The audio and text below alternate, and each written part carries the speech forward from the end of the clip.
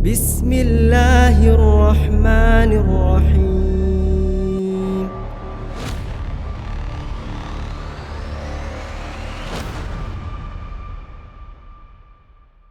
Ana ingin bertanya, amalan apakah jika di hari ketujuh akikah bayi biasanya di tempat kami dipotong rambutnya atau digundulin, kemudian ditimbang potongan rambutnya. Jika rambut telah ditimbang misal 5 gram, ini ada patokan dengan gram emas. Katanya orang tua itu adalah patokan jumlah gram emas atau uang yang harus disedekahkan kepada anak yatim. Apakah hal ini sesuai syar'i? Lalu amalan apa yang disunahkan, amalan yang sunnah, apa yang disunnahkan dalam akikah? Ini sudah sering kita jawab sebenarnya ya, masalah akikah ini. Jadi yang benar memang seperti itu. Digundul kepalanya, laki-laki atau perempuan, kemudian ditimbang dengan timbangan emas sebagaimana disebutkan dalam banyak hadis-hadis yang sahih. Kemudian dinilai dalam bentuk uangnya, rupiahnya berapa, lalu disedekahkan atas nama si anak tadi. Itu memang begitu sunnahnya ya. Ya. Kalau sunnah-sunnah yang dianjurkan pada hari ketujuh diakikahkan, disembelikan 2 ekor kambing kalau laki-laki yang sempurna, tidak cacat, dan anak perempuan 1 ekor kambing. Kemudian diberikan nama yang baik ya, kemudian juga diberikan nama, diakikahkan, ditahnik ya, dikunyahkan kurma, ditempelin di langit-langitnya gitu kan. Jadi itu semua yang disunnah-sunnahkan insyaallah. Tapi tidak ada anjuran-anjuran yang seperti umumnya orang lakukan ya. Misal bayi tersebut dikelilingi, semua tamu disuruh guntingin rambutnya, ini nggak perlu. Nggak perlu, bahkan tidak ada anjuran untuk mencukur rambutnya di depan orang-orang. Iya kalau orang itu benar, kalau dia salah kan bisa luka kepala bayinya. Jadi lebih baik kita sendiri yang cukur, udah cukur rambut itu kan ditimbang-timbangan. Tidak dilihat oleh orang pun tidak ada masalah. Akikah itu boleh sebagai tanda syukur, kan sebagian ulama dipanggil orang makan, kalau enggak pun dibagiin kepada orang lain, gitu kan? Itu tidak ada masalah. Apakah Ustaz Khalid keturunan orang Arab? Nah. Banyak teman anak keturunan Arab di Indonesia, jika ditanya dalam hal pernikahan, mereka mengatakan tidak boleh menikah dengan selain keturunan Arab, misal dengan pribumi dan lainnya. Dan harus menikah dengan keturunan Arab juga dengan alasan agar keturunannya atau marga Arabnya tidak hilang atau terputus.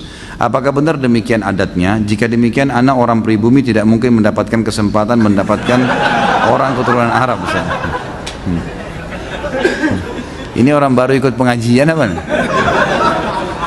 Karena wanita keturunan Arab biasanya cantik-cantik. Lanjutnya saya nggak usah baca ya. Ini dan kalau laki-laki tampan seperti Ustadz katanya. Ini saya nggak tambah ya. Ada keturunan memang. Ya, kakek-kakek saya dari turunan Yaman. Tapi saya sudah pernah bilang teman-teman sekalian, semua ini marga-marga, suku-suku, bahasa, warna kulit, paras wajah, semua ini adalah variasi kehidupan yang Allah buat. Kita semua dari Adam dan Hawa, gitu kan? Semua dari Adam, tidak ada yang keluar dari Adam dan Hawa. Cuman Allah dengan kemahakuasaannya menunjukkan kebesarannya. Lalu kemudian Allah yang menamakan ini dengan suku-suku tertentu. Itu dulu yang pertama. Dan dalam Islam tidak ada rasisme. Nggak ada dalam Islam, saya Arab, saya Indonesia, saya bule, saya ini, tidak ada dalam Islam semua itu. Karena kata Nabi SAW, la farqa baina Arabin wa ajamin illa bittaqwa. Nggak ada perbedaan antara Arab dan orang ajam selain Arab kecuali dengan ketakwaan. Tidak ada sama sekali. Itu memang sudah jelas satu. Jadi itu asasnya. Kita Muslim tidak ada bedanya, dan sudah cukup kalau masuk dalam saf salat, mau orang Arab, mau orang bule, mau orang Afrika, sama semua masuk saf, gitu kan? Nggak ada bedanya. Jenjang sosialnya, ekonominya sama. Dan saya sudah pernah sampaikan teman-teman sekalian, hati-hati dengan fanatisme rasisme ini ya. Itu nggak boleh sama sekali. Jadi misalnya hadis yang pernah saya sampaikan bahwasanya ada orang-orang dari Ansar ya, dari Muhajirin, dari orang-orang Ansar, dari satu orang Ansar bercanda.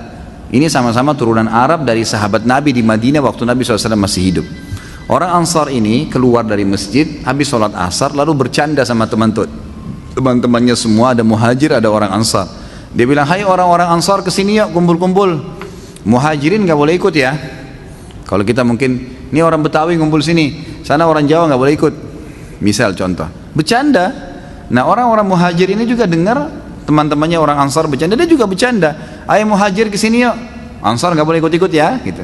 Sambil ketawa-ketawa mereka gitu. Subhanallah, dengan hikmah Allah Nabi SAW pas keluar dengar itu. Dikatakan dalam hadis Bukhari, raut wajah beliau berubah. Lalu beliau mengatakan, da'ha fa innaha mumtinah. Segera berhentikan ini karena ini penghancuran. Gitu kan? Dalam hadis yang lain dikatakan, tinggalkanlah karena ini yang membinasakan kalian. Nggak ada dalam Islam itu. Gitu kan? Ini penting. Termasuk di dalamnya masalah pergaulan, pertemanan, patokannya ketakwaan, pernikahan, semua itu. Cuma memang dalam Islam, khusus masalah pernikahan, kita tidak dipaksa, gitu kan? Boleh menikah dengan siapa saja, tetapi ada anjuran dalam Islam untuk menikah dengan sepadan namanya. Sepadan itu sekufu. Kufu itu bisa masuk juga maknanya sama makanannya, sama bahasanya, ya gitu. Sama poster tubuhnya, ya, mendekati warna kulitnya, itu semuanya itu namanya kufu. Kata Nabi SAW begini, wa ankihul akfa'a minkum, menikahlah dan terimalah lamaran orang yang sepadan dengan kalian. Sepadan ini maknanya luas ya, maknanya luas. Saya pernah berikan contoh waktu saya ceramah di Makassar, ada kurang lebih pertanyaan, bagaimana kalau kami orang Bugis atau orang Makassar ini menikah dengan orang Jawa, Ustaz? Sama-sama Muslim, sama-sama Indonesia, tapi tradisi kami berbeda, gitu kan? Tradisi teman-teman di Jawa lain, teman-teman di Sulawesi lain. Ini dalam Islam dibolehin enggak nih? Kalau kami nggak mau nikah sama orang Jawa, saya jawab, itu boleh dalam Islam. Kalau kita khawatir ada perselisihan yang akan terjadi, karena beda tradisi, walaupun kita disatukan di bawah naungan Islam, tapi boleh kalau mau nikah. Boleh tidak menikah, boleh menikah, itu hak mereka memilih. Masalah dia nanti menikah boleh, tapi ingat, menikah dengan orang yang berbeda, tidak sekufu dengan kita. Misal orang Indonesia nikah sama orang bule, ini hidup di alam mana, makanannya lain, cuaca biasa negaranya berbeda, kemudian kita juga terbiasa dengan makanan, terbiasa dengan pakaian dan seterusnya, lalu menikah. Bolehkah sama-sama Muslim? Boleh, tapi ingat, kita harus butuh ekstra, ada ekstra adaptasi, ya? Harus adaptasi dengan makanannya, dengan kebiasaan keluarganya, hal-hal yang mubah dalam Islam, maka itu harus ada adaptasi. Kalau bisa silahkan, gitu kan? Kalau tidak, maka lebih aman orang yang sepadan. Tapi boleh, bukan tidak boleh. Kita lihat Nabi SAW waktu di zaman beliau itu ekspansi Islam sudah ada ya, tapi rata-rata istri beliau dari orang-orang Arab di Madinah dan di Mekah, gitu kan? Ada Maria Kipti dari Mesir, tapi satu orang itu. Artinya boleh, bukan tidak boleh. Tetapi berarti kita harus punya ekstra. Ini kalau memang berbeda sama sekali ya. Lain kalau kayak misalnya dibahasakan tadi sama akh yang bertanya, ada turunan Arab kayak saya dan teman-teman yang lain, sudah tinggal di Indonesia, sudah sebahasa, sudah sama-sama sama cuacanya, sama keadaannya, maka tidak ada masalah. Dan orang-orang yang fanatisme seperti ini sebenarnya tidak benar, gitu kan? Mengatakan kami turunan Arab tidak boleh nikah kecuali dengan orang Arab, itu pemahaman agama nggak benar. Bilal radhiyallahu anhu dinikahkan oleh Nabi SAW dengan Zainab, gitu kan? Salah satu wanita yang terkenal dari orang Mekah, tuan istrinya Bilal itu. Dulu bisa membeli Bilal di zaman jahiliyah. Zaid bin Haritha dinikahkan juga dengan Zainab, yang lain juga ada wanita namanya Zainab. Dua-dua wanita terkenal, orang-orang dari Muhajirin yang terkenal di Mekah. Jadi kayak istri wanita pejabat, tapi dinikahkan oleh Nabi SAW karena dianggap mereka akhirnya sudah kufu masuk ke Islam, sudah sama-sama tinggal di Madinah, sudah saling mengerti, nggak ada masalah. Jadi fanatisme sepertinya tidak benar, gitu kan? Tapi jangan juga kita menggunakan bahasa-bahasa yang tidak santun. Misal begini, mentang-mentang saya bukan orang Arab kamu nggak mau, itu nggak boleh ya. Mentang-mentang saya bukan orang Jawa kamu nggak mau, jadi kita seperti menjatuhkan dia, seakan-akan harus kamu terima. Belum tentu kan gitu, karena bisa saja kita juga nanti tidak sekufu. Nantinya gini, ada orang, saya kasih contoh yang lain, ada orang sekolahnya terlalu tinggi, si laki-laki atau si perempuan menikah dengan orang yang tidak berpendidikan misalnya, dan ini nanti mungkin bisa masuk tapi harus ekstra adaptasi karena retorika bahasa berbeda, ini berbeda memang nggak bisa gitu kan, maka akan sulit. Ada bisa tapi adaptasi ekstra, beda dengan orang kalau sudah satu bahasa dari satu kampung, sama makanannya, kita sebutin makanan apa dia sudah paham ya, udah langsung tahu, kan berbeda, ini sudah lebih paham, ini kan lebih enak masuknya, tapi tetap boleh, bukan tidak boleh. Dan saya bilang teman-teman saudara turunan Arab atau turunan yang lain, seperti ini fanatisme nggak boleh dalam Islam, tidak boleh. Tapi kalau ada orang melamar, dia lihat takut anaknya nggak sekufu, dia punya hak untuk itu. Misal orang ini memang terlalu jauh, tidak mengerti sama sekali keadaan keluarga itu, boleh. Dari manapun dia punya hak untuk itu. Yang ini mesti difahamin. Allahu a'lam. Wah, ini panjang nih. Saya cari yang pendek-pendek dulu.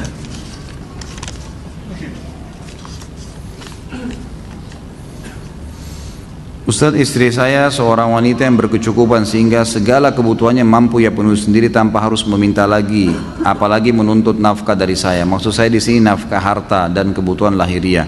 Bahkan jika saya tidak bekerja sekalipun tidak menjadi masalah baginya dan dia pun menyanggupi kebutuhan saya dan anak saya. Nah, apakah saya berdosa jika saya tidak bekerja dan menafkahinya? Atau apakah saya berdosa jika saya hanya mengandalkan apa yang dimiliki oleh istri saya? Terima kasih. Berdosa, nggak boleh. Anda laki-laki harus punya harga diri. Kewajiban memberikan nafkah kepada istri wajib walaupun istri kita miliarder. Nggak bisa. Satu keadaan gugur itu kalau istrinya bilang, sudah saya nggak perlu dinafkahi, itu baru gugur. Tapi itu pun tetap harus laki-laki jaga harga dirinya. Ya, subhanallah, fitrah itu, fitrah. Tetap kita berikan kebutuhan istri walaupun dia mampu. Kebutuhan dasar yang tidak bisa jalan roda kehidupan tanpanya, beli beras, beli gula, bayar listrik. Kalau istri kita misal dia mau beli mobil dengan duitnya dia, itu boleh saja. Itu sudah bukan masuk dalam nafkah itu. Karena nafkah itu sesuatu yang tidak bisa kalau tidak jalan kehidupan tanpanya, nggak bisa hidup. Air, gula, beras dan seterusnya ini harus ada. Itu nafkah. Tetap kita penuhin itu. Selebihnya kalau istri yang mau mengubah rumah, mau gubah garasi rumah, mau cat ini pakai duitnya dia, ya terserah dia, silahkan, gitu kan. Tapi tetap sebagai laki-laki harusnya punya harga diri, dan saya sarankan jangan terhanyut dengan itu, ya, karena itu ada pahala sendiri. Bahkan kata Nabi SAW mengatakan bagi laki-laki, dinar yang engkau infakkan di jalan Allah, jihad, dinar yang engkau berikan kepada pembebasan budak, dinar yang engkau berikan kepada fakir miskin, dan dinar yang engkau berikan untuk istri dan anakmu jauh lebih besar pahalanya. Jadi memberikan nafkah kepada istri anak lebih besar daripada pahala jihad tuh, daripada bebasin budak. Mestinya kita kejar fadilah itu, gitu kan. Jadi walaupun pas-pasan kita harusnya memberikan nafkah itu. Ada beberapa pertanyaan yang ingin saya tanyakan. Apa hukumnya membuka tali pocong mayat sebelum dikubur? Ini kita masalah syirik, sebentar rumah tangga, sebentar ini, kemana-mana pertanyaannya nih. Dan membuka wajah mayat sehingga menempel ke tanah. Ya. Sebenarnya masalah ikat tali dibuka atau tidak itu tidak ada masalah. Masalah talinya. Dan ini saya sarankan tidak usah dibilang pocong, karena ini pocong sudah negatif. Gitu. Jadi memang tali kain kafannya, gitu kan? Tali kain kafan itu tidak ada masalah, dibuka atau enggak itu enggak ada masalah. Setahu saya, Allah alam, itu kan diikat juga supaya tidak terbuka aja kainnya kan gitu. Tapi memang ada anjuran untuk bagian wajah itu dibuka pada saat ditaruh di kuburan. Itu yang saya tahu. Tapi tali itu saya tidak pernah tahu dibuka atau enggak gitu. Apa hukum hipnotis yang dilakukan tanpa bantuan jin seperti di acara-acara televisi? Itu pakai jin. Itu pakai jin. Dari mana hipnotis tidak pakai jin? Pakai jin. Itulah yang jin yang membuat dia bisa masuk ke badannya lalu disuruh menari, disuruh nyanyi, disuruh ketawa. Itulah jin permainan. Alasan saja bilang itu ya menguasai alam tidur, alam bawah sadar, itu semua cuma cerita. Memang jin di alam bawah sadar, gitu kan. Makanya kalau diruqyah dia kesakitan, dan itu subhanallah ya, itulah cara syaitan, cara sihir begitulah. Itulah sihir. Yang antum saksikan sekarang itulah sihir yang sebenarnya, cuma lagi ditontonin dengan teknologi, dengan ini dianggap itu adalah bukan sihir, ini hanya sekedar begini, bohong semua, itulah sihir. Dan jangan ditonton, karena kata Nabi SAW sudah jelas, siapa yang bertanya pada penyihir, ya, dukun, peramal, kata ulama bertanya di sini masuk di dalamnya adalah melihat, memberi dukungan, itu nggak boleh semua, maka tidak diterima sholatnya 40 hari. Siapa yang datang bertanya, percaya tidak, maka dia telah kufur kepada apa yang diturunkan kepada Muhammad SAW. Dari mulai malam ini Deddy Corbuzier semua, Tommy Refael lupain udah, nggak boleh nonton, nggak boleh tuh dukun. Cuma modern, di modern sekarang sudah ganteng-ganteng, kalau dulu kan dukungnya menakutkan itu. Sudahlah, lebih baik nonton Ustadz, ahsan. Ustadz juga tidak kalah ganteng ya. Apa yang harus kita lakukan apabila lupa Jumat, jumlah rakaat ketika sholat, dan bagaimana tata cara sujud sahwi? Tentu saja diambil yang lebih sedikit ya. Kalau misalnya sholat 4 rakaat lupa 4 atau 3 ya, diambil 3. Ini kemarin kalau ikut tablik akbar terjawab nih, riwayat Abdurrahman bin Auf itu kan, bagaimana beliau waktu Umar bin Khattab dulu dengan Ibnu Abbas radhiyallahu anhu ajma'in bingung. Kata Umar kepada Ibnu Abbas, apakah kau tahu hadis Nabi SAW tentang orang kalau lupa rakaat salatnya? Kata Ibnu Abbas, tidak ya Amir Mukminin, di zaman khilafahnya Umar. Lalu kata Ibnu Abbas, apakah anda punya informasi? Kata Umar, tidak ada. Lalu kata Ibnu Abbas, tiba-tiba Abdurrahman masuk kepada kami dan berkata, waktu kami tanya, beliau mengatakan, saya punya kabarnya. Kata Nabi SAW, kalau seseorang kalian sedang sholat, kemudian dia lupa 2 atau 1 kah dia sholat, dia pilih 1. Kalau dia ragu 3 kah atau 2, dia pilih 2. Kalau dia ragu 4 atau 3, dia pilih 3, gitu kan. Kemudian dia sebelum salam sujud sahwi 2 kali atau 2 kali sujud. Dan sesuai kita sebutkan, sujud sahwi boleh membaca bacaan-bacaan sujud, dan diantara duduknya tidak usah ya, baca apa-apa. Jadi begitu selesai tahiyat, sudah selesai, sebelum salam sujud, baca 2 sujud, kemudian duduk, nggak usah baca apa-apa, sujud, baca lagi bacaan sujud, kemudian duduk, lalu salam. Ini kalau kita mengingat kelalaian kita sebelum salam. Kalau misal antum sholat udah salam nih, udah bubar berdiri ke masjid, atau lagi duduk kemudian buka HP, ternyata kayaknya tadi kurang 1 rakaat deh, tapi kita sudah selesai sholat nih, maka langsung berdiri, tambah rakaat yang kita lupain tuh, langsung saja Allahu Akbar. Misalnya 1 rakaat kelupa, sholat 1 rakaat sampai salam, gitu kan. Kemudian setelah salam baru sujud sahwi. Sujud sahwinya setelah salam, karena ingatnya setelah salam sholat awal. Ini hadis Bukhari dalilnya, bahwasanya Nabi SAW pernah habis sholat, rakaat kedua sholat asar, beliau salam. Begitu tahiyat pertama langsung salam. Lalu beberapa sahabat bingung, kok asar 2 rakaat, tapi di depan saf pertama ini ada Abu Bakar, ada Umar, ada sahabat-sahabat yang senior, dan mereka tidak bicara. Nabi SAW seperti umumnya habis zikir, beliau langsung berdiri menuju ke pintu masjid, lalu menunggu di pintu masjid adakah sahabat yang mengeluh, yang mau minta sesuatu pada beliau, gitu kan. Sampai ada satu sahabat Badui datang kepada Nabi mengatakan, ya Rasulullah, apakah sekarang sholat asar sudah berubah menjadi 2 rakaat, atau anda lupa, turun wahyu nggak menyampaikan itu? Kata Nabi, saya tidak lupa, kan gitu, dan tidak ada wahyu turun. Artinya Nabi yakin ini 4 rakaat beliau kerjakan. Ini hadis sahih riwayat Bukhari. Lalu kata Nabi SAW dalam riwayat lain dikatakan memegang tangannya orang ini lalu berkata, masuk ke masjid, kebetulan sahabat belum bubar, apa benar yang orang ini bilang? Benar nggak saya tadi cuma 2 rakaat? Kata sahabat, benar ya Rasulullah. Langsung dalam riwayat ini Nabi SAW hadap kiblat, bertakbir, semua sahabat ikut, menyempurnakan 2 rakaat sampai salam. Setelah salam baru sujud sahwi. Berarti memang kalau ingat setelah itu sujud sahwinya setelah salam. Apakah meminta doa atau didoakan ke ustadz atau kiai, kemudian kita diberi air putih atau serbuk kopi kemudian disuruh untuk meminumnya, termasuk syirik? Sebenarnya tergantung ya, karena meniup sesuatu ke air untuk diminum itu, kalau fungsinya untuk ruqyah itu boleh. Tapi kalau umumnya doa, itu tidak pernah ada anjuran. Jadi doain apa saja terus ditiup air itu nggak pernah ada anjuran. Tapi kalau untuk meruqyah, memang untuk mengobati, ini memang pernah, gitu kan. Ada beberapa riwayat yang tersebutkan khusus untuk mengobati orang yang keracunan dan kena sihir atau kesurupan. Itu memang ada anjuran, difokuskan ke situ. Apakah ketika kita sholat kemudian terlintas di memori pikiran kita, misal kita habis nonton film Mahabharata dan film yang ada dewa-dewa, Athena dan lain-lain, kemudian pas sholat terlintas dewa-dewa dan gambaran di film, apakah itu termasuk syirik? Pertama, jangan nonton. Tadi saya bicara tuh jangan, saya bilang anak kecil aja tidak boleh nonton, apalagi orang sudah besar. Ngapain mau ditipu dengan cerita kosong? Itu bohong, dusta, gitu. Dusta semua itu, jangan dinonton. Akhirnya kan lihat efeknya apa yang syaitan lakukan, dimunculkan dewa-dewa itu. Jadi nggak ingat Allah SWT. Itu bukan syirik tapi dosa. Tak, kalau syirik, kalau anda bilang oh ini Tuhan saya, pas muncul gambarnya dia, anda bilang ini Tuhan saya, nah itu baru syirik, itu nggak boleh, gitu kan. Apakah sholatnya harus diulang? Padahal kita nggak ada niat untuk berpikir ke sana, namun pikiran akal kita menyimpan memori tersebut.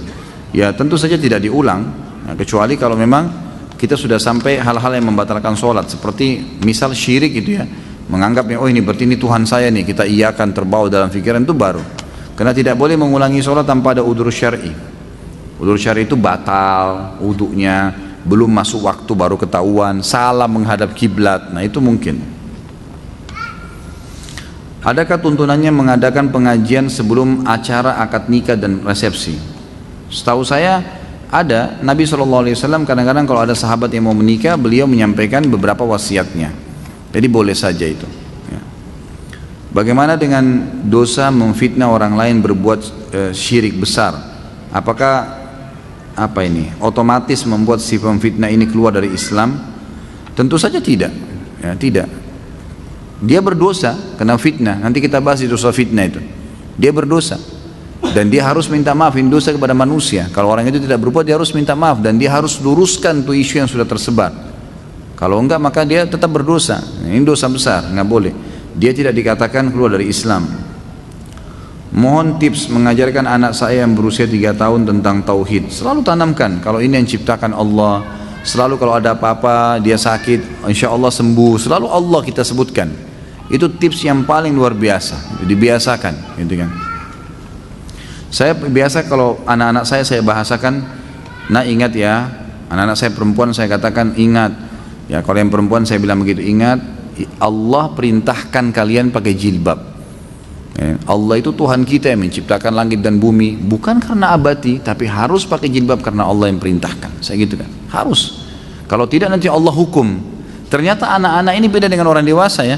Jadi dia nggak tanya bagaimana Allah hukum, apalah kayak biasa orang sudah dewasa kritis. Ini enggak. Oh begitu ya, ya sudah. Kadang-kadang subhanallah saya lagi duduk, ya, mereka lagi main satu tempat. Jadi kalau kakaknya ini melihat adiknya, tadi pagi pegang pensilnya dia, kemudian pensilnya kececer gitu. Lalu kakaknya bilang, mana pensil saya? Adiknya bilang, saya nggak tahu gitu. Kata kakaknya, awas lo, Allah tahu kalau kamu bohong gitu kan. Jadi dia membahasakan ke adiknya sudah dilibatkan Allah. Kata adiknya, memang saya nggak tahu kok, Allah juga tahu saya nggak bohong gitu kan. Tapi mereka sudah menggunakan bahasa itu ya, tertanam. Jadi itu penanaman tauhid memang dari dini itu sangat baik. Pak Ustaz, apabila kita pernah melakukan syirik besar dan dengan konsekuensi batal keislaman kita, bagaimana cara bertobatnya? Apa kita harus mengikrar seperti orang yang memeluk agama Islam? Iya, ucapin syahadat, asyhadu an la ilaha illallah wa asyhadu anna muhammadar rasulullah, walaupun sendiri, nggak usah di depan orang. Bertobat kepada Allah dengan mengulangi syahadat kembali. Karena itu nggak boleh syirik besar. Nggak boleh, itu dosa besar yang akan mengeluarkan. Tadi kita sudah jelaskan hadisnya. Surah An-Nisa, surah Al-Maidah tadi menjelaskan Allah tidak akan ampuni orang yang syirik. Kalau meninggal berbuat itu berbahaya sekali. Tidak sempat taubat, maka harus taubat. Taubatnya ngulangin kembali. Karena ulama tadi saya bilang sepakat mengatakan syirik besar mengeluarkan dari agama Islam.